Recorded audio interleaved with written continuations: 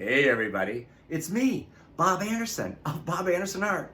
And I thought it would be funny to make a funny face because it's when you see the video at first, it's like, what is that expression, okay? Well, that's just a joke. Anyway, I am Bob Anderson of Bob Anderson Art, and I am here to begin my second series on how to paint a painting.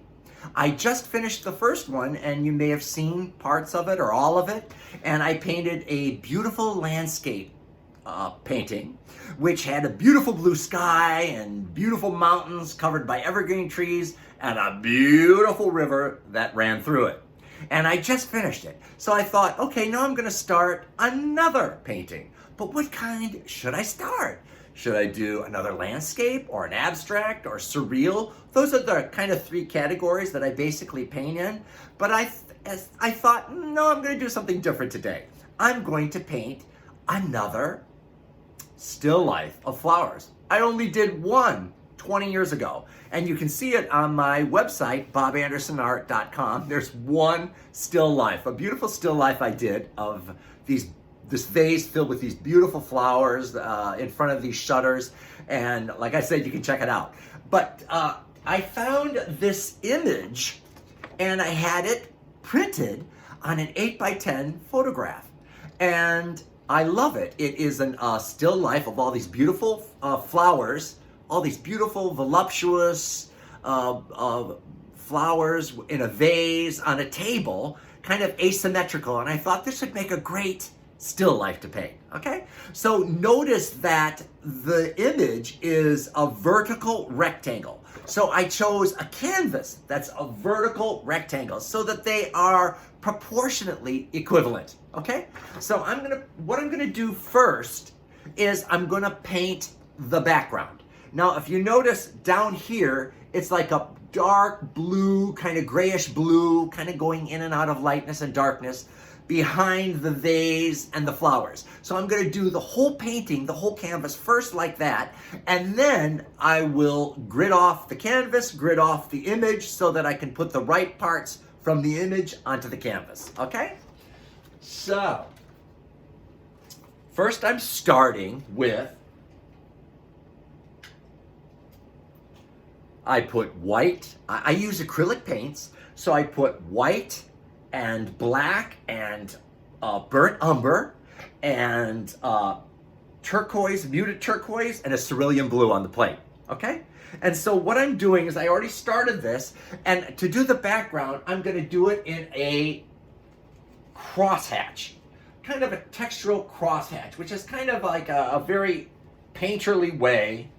It creates a nice texture by going back and forth, cross-hatching everything that I'm putting onto the canvas over itself so it all kind of blends and has a real nice look to it.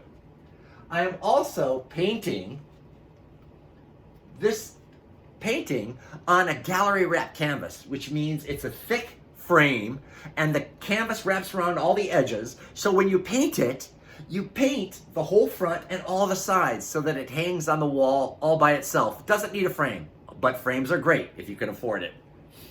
Okay, so I'm painting this background, this bluish, grayish, undulating, it's got light areas and dark areas, and I'm putting it on the whole canvas first.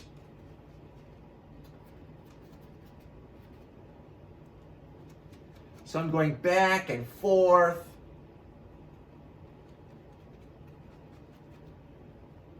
cross-hatching, crisscrossing my brush strokes over each other so that it creates this real cool blended background that looks great.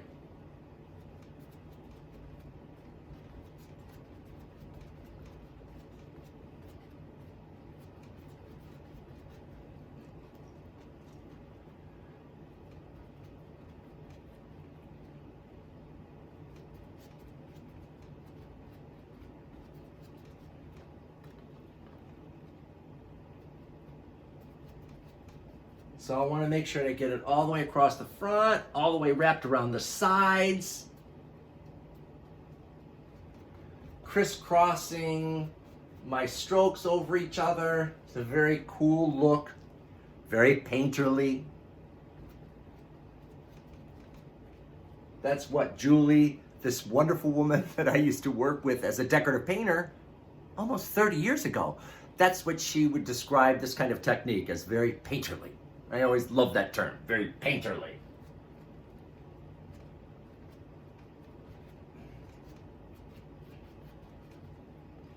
So I'm going to continue to do this whole canvas in this background color, and then I'll come back and my next video, I'll begin to explain how I'm going to grid off the image and the canvas so that the right areas from the photograph can be painted onto the correct appropriate areas on the canvas, okay?